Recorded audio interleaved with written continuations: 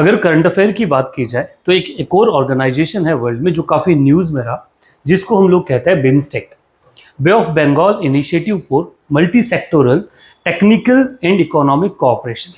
ये organisation India की foreign policy में लुक ईस्ट जो नीति है उसका एक फ्लैग बियरर है और वहीं से हम लोग काम करना चाहते हैं। बेसिकली अगर इंडिया के ज्योग्राफिकल पोजीशन के हिसाब से हम बात करें, जो बे ऑफ बंगाल वाला एरिया है इसके आसपास के सारे नेशन को लेके हमने एक प्रोग्राम या जो एक ऑर्गेनाइजेशन है वो सेटअप किया। ये ग्रुप लगभग अपने अपने इंटरेस्ट के अलग अलग कामों में इकट्ठे होते हैं और वर्ल्ड में एक प्रेशर ग्रुप बनाने का काम करते हैं और साथ ही एक दूसरे को असिस्ट करते हैं अलग अलग मैटर्स पे, whether it be tourism, whether it be technical part हो जाए। अगर हम देखें तो पिछले ईयर में हम बिम्स्टेक के लिए अलग से सैटेलाइट भी हम लोगों ने लॉन्च किया है, तो हम काफ़ी कुछ बिम्स्टेक को लेकर काम कर रहे हैं। अगर ये बात की जाए कि ये ऑर्गेनाइजेशन न्यूज़ में क्यों है, तो वर्तमान 20 मई 2024 को एक चार्टर है वो बिम्स्टेक ने एक चार्टर लागू कर लिया जो बेसिकली नेपाल डिक्लेरेशन से निकल के आया था। ये जो चार्टर है ये बिम्स्टेक को एक लीगल एंटिटी का रूप देता है और अब बिम्स्टेक कानूनी रूप से विश्व के किसी भी संगठन के साथ ट्रीटी या अलायंस में शामिल हो सकता है, एज अ पार्टी शामिल हो सकता है। मीन्स जो बिम्स्टेक के 7 मेंबर नेशन है वो एक ऑर्गेनाइजेशन के रूप में असिस्ट कर सकते हैं। जैसे आपका नाटो यूज होता है या एससीओ के बारे में हम बात करें, संघाई कॉर्पोरेशन ऑर्गेनाइजेशन, वो इंक्लूड होता है, वैसे ही बिम्स्टेक जो है वो भी इंक्लूड हो सकता है। बिम्स्टेक के हिस्ट्री या उसके एस्टेब्लिशमेंट के बारे में अगर चर्चा की जाए तो इसका एस्टेब्लिशमेंट थाईलैंड में हुए बैंकॉक डिक्लेरेशन के साथ हुआ, जो एस्टेब्लिशमेंट हुआ 1997 में। जब ऑर्गेनाइजेशन को बनाया गया तो इसमें शुरुआती समय में अगर बात किया जाए तो बांग्लादेश, इंडिया, म्यांमार और श्रीलंका, ये 4 देश हुआ करते थे जिन्होंने टेक्निकल इकोनॉमिक कोऑपरेशन के लिए संगठन का निर्माण किया था। लेटर पीरियड में इस एरिया में और जो चीज़ें हैं या छोटे नेशंस उसको शामिल करना और उन तक अपनी रीच को बढ़ाना, अपने जोग्राफिकल या पॉलिटिकल दायरे को बढ़ाने के लिए कुछ और नेशंस को शामिल किया गया और उसके बाद फिर नेपाल को, भूटान को, म्यांमार को हमने इसमें शामिल कर लिया और लॉजिक यही था कि हम क्या करें, एक बड़ा ग्रुप बनाए। इस बाकी नेशन को स्टैब्लिश या शामिल करने के पीछे अगर रीजन की बात की जाए तो ये भी था कि हम एक और ऑर्गेनाइजेशन जो शार्क है उसको थोड़ा वीक करना चाहते हैं। इसमें भी हम एक मेंबर है और इसमें बेसिकली ये जो आपका वेस्टर्न पार्ट है वहां पर है, बट इसका एक मेंबर पाकिस्तान भी है और हम पाकिस्तान के डोमिनेंस को इस एरिया में थोड़ा मिनिमाइज करना चाहते थे, जस्ट बिकॉज ऑफ जिस तरह से उनका टेररिस्ट की तरफ एक लगाव रहा है या वो टेररिस्ट को प्रमोट करना चाह रहे थे। सो हमने हमारा फोकस जो है वो बिम्स्टेक पे बढ़ा दिया और हम इस पे काम करने लगे। अब ये जो सारे के सारे 7 देश हैं, इनका जब ऑब्जेक्टिव के बारे में बात किया गया तो ऑब्जेक्टिव डिसाइड किया गया तो enable environment for rapid economic development. ये 7 देश आपस में मिलके आर्थिक विकास के लिए काम करेंगे। और इससे होता क्या है, तो कई इन ग्रुप या संगठन से ऐसा हो जाता है कि जब 2 देशों के बीच में अगर थोड़ी बहुत तख्ती चल भी रही है, थोड़ा बहुत हार्ड टॉक्स चल भी रहा है, तो एज अ ग्रुप कई बार कई सारे प्रोजेक्ट काम में चालू रहते हैं, वो आगे बढ़ते चलता है। सो अनदर इसका था to collaborate and mutually assist member on matter of common interest. कई सारे ऐसे इंटरेस्ट होता है, जैसे सबसे बड़ा इशू जो हमारे यहाँ पर बे ऑफ बंगाल में आता है वो साइक्लोन्स वगैरह को लेके आता है, जिससे काफ़ी डिस्ट्रक्शन होता है।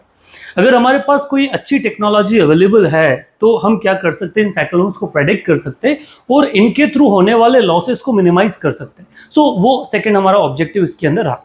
थर्ड, अगर इसी ऑब्जेक्टिव के बारे में बात किया जाए तो to end over eradicate poverty from Bay of Bengal reason.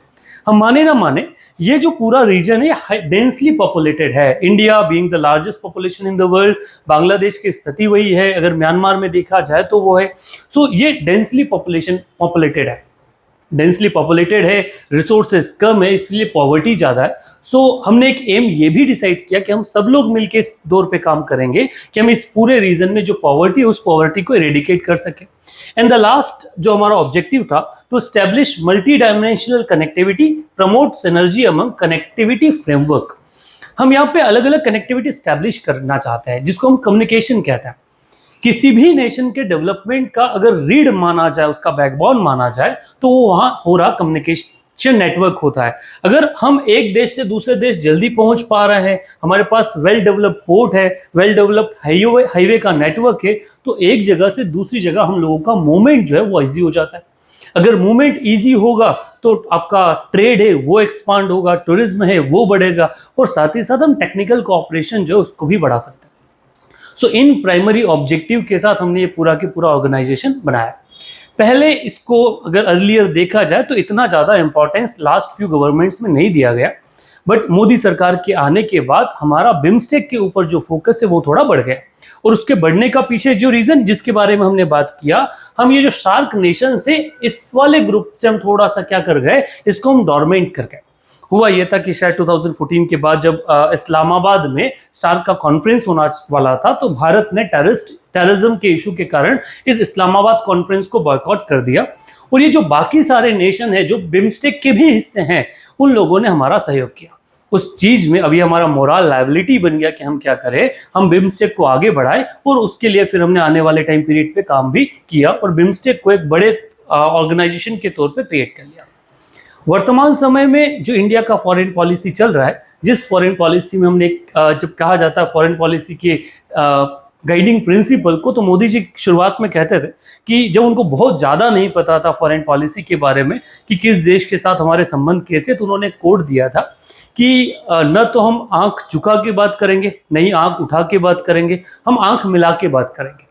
मतलब हम न तो किसी से झुकेंगे न किसी को झुकाएंगे, हम सबको बराबर मानेंगे। और वो बराबर मानने का ये है कि हम फिर वो नेपाल हो, हम उसके साथ वैसे ही डील कर रहे हैं, भूटान हो, हम उसको भी बड़ा नेशन मान या इंपॉर्टेंट मान के चल रहे हैं, हम श्रीलंका को भी इसमें बड़ा इंपॉर्टेंस दे रहे हैं। बीच में ये भी शुरुआत की थी कि जो अफगानिस्तान जो शार्क का एक हिस्सा है वो इस वाले ग्रुप में नहीं है, तो उसको एज अ गाइडिंग या इनवाइटिंग मेंबर हम क्या करें, इस ग्रुप में इंक्लूड करें, क्योंकि उसके भी जो बेनिफिट है उनको भी हम यहाँ क्या कर सके, एड्रेस कर सके। सो आपके एग्जाम के हिसाब से वेदर इट बी यूपीएससी और एमपीपीएससी, दोनों में ये जो चीज है ये काफी न्यूज में आ सकता है। एमपीपीएससी में कई सारे फैक्चुअल क्वेश्चंस इसमें बन सकते हैं। जैसे अगर हम बात करें तो फाउंडेशन पे वो क्वेश्चन पूछ सकते हैं, किसका फाउंडेशन कब हुआ। मेंबर्स पे कई बार क्वेश्चन आया है कि कौन कौन से मेंबर्स होते हैं, वो इस पे क्वेश्चन बनता है। इसका अगर हेडक्वार्टर बात किया जाए तो इसका हेडक्वार्टर बांग्लादेश में ढाका में सिचुएटेड है। सो वहां से भी सवाल आ सकता है कि इसका हेडक्वार्टर कहाँ पे है। सो ये सारे सेगमेंट में वेदर इट बी यूपीएससी और एमपीपीएससी, दोनों एग्जाम के हिसाब से आपका ये जो पार्ट है वो इंपॉर्टेंट है।